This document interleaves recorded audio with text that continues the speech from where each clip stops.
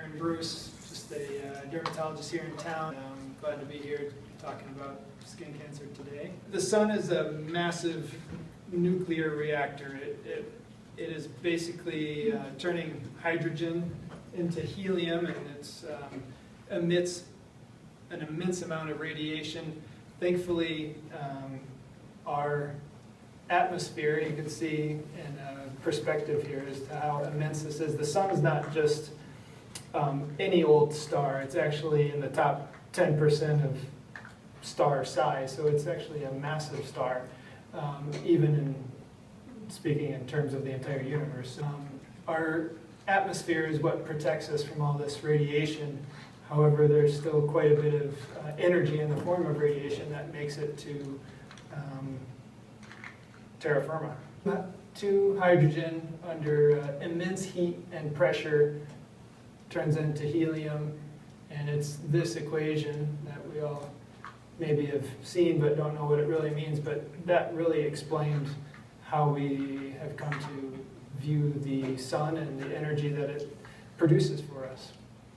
So it emits this energy through this massive nuclear reactor in the form of different wavelengths of this energy, and it comes in all these different forms: radio waves, infrared. We care about the ultraviolet spectrum, and this is the wavelength here. So UVA and UVB, and you've probably heard these terms. UVA is a little bit longer wavelength, UVB is a little bit shorter, and that has relevance when it comes to sun protection and kind of the history over the last 30 years of sunscreen, actually. So here's a diagram of the skin.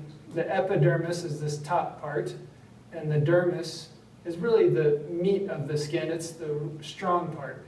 When I stitch people back together, I put deep stitches in, and it really is grabbing onto this dermis. And as we age, this dermis gets broken down by the UVA rays. Those are the longer wavelength, so they penetrate more deeply into the skin. And so when your arms start to bruise with a very light touch, that is because this dermal layer has gotten so thin that it does not protect and pad the little blood vessels. And so even a little brush against a purse or a door jamb will cause a big bruise. And it's really just years and years of UVA exposure that is the root cause of that. Blood thinners, of course, makes it worse. So this is relevant because UVB, which is the wavelength that causes burning, does not penetrate very deeply, and the UVA penetrates deeply, as I said. But UVA does not vary by time of day, season, cloud cover. It is almost constant. And we're constantly receiving this damage at the deeper layers. Now, we won't get sunburn from it, but this is responsible for most of what we would call photoaging. So the thinning of the skin, the deeper wrinkles, that kind of thing. And both of these play a role in skin cancer development. So in the early days of skin cancer, in the early days of sunscreen, we only had protection against UVB. That's where the SPF system was developed. And SPF, sun protection factor, they only measured it against UVB. They didn't really know much about UVA 30 years ago as far as its role in skin cancer development. And so the early sunscreens didn't protect us against UVA. And that's where the old kind of myth started that sunscreen can cause skin cancer.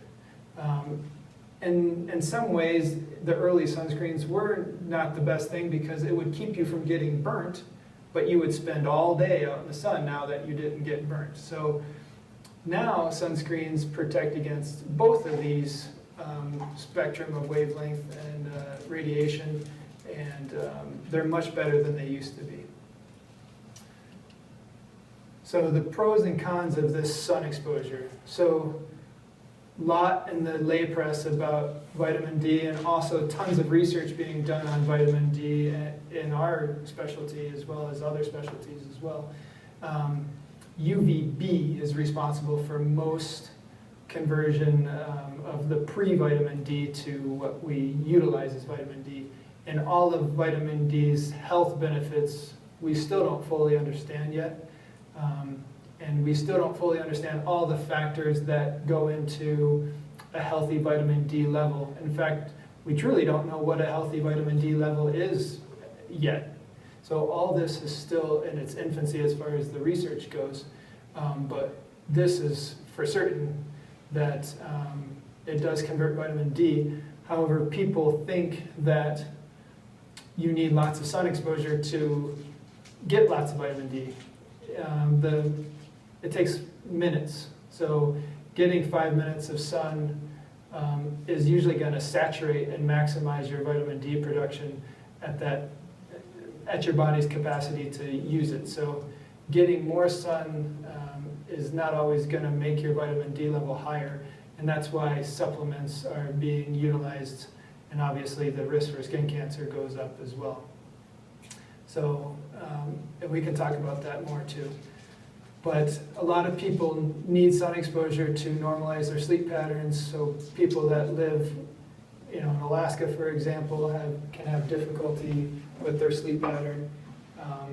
People who have seasonal affective disorder, say in the Pacific Northwest, a lot of people, it's pretty normal and accepted to go to a tanning bed once or twice a month just so they don't get depressed.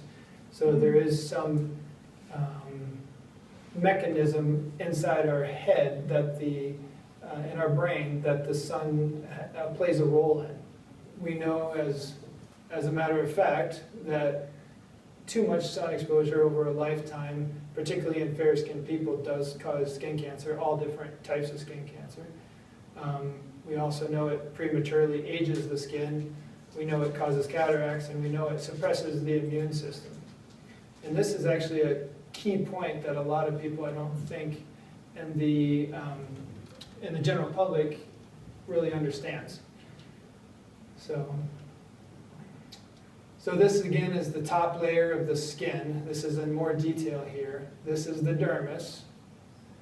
And so as those rays of energy come down, they damage the DNA that's inside these cells. And that's where the tumor starts. So we have basal cell carcinomas and squamous cell carcinomas. Those are the two most common types of skin cancers. And in our practice, we see them all day, every day. I can't even count. There's just tons of them.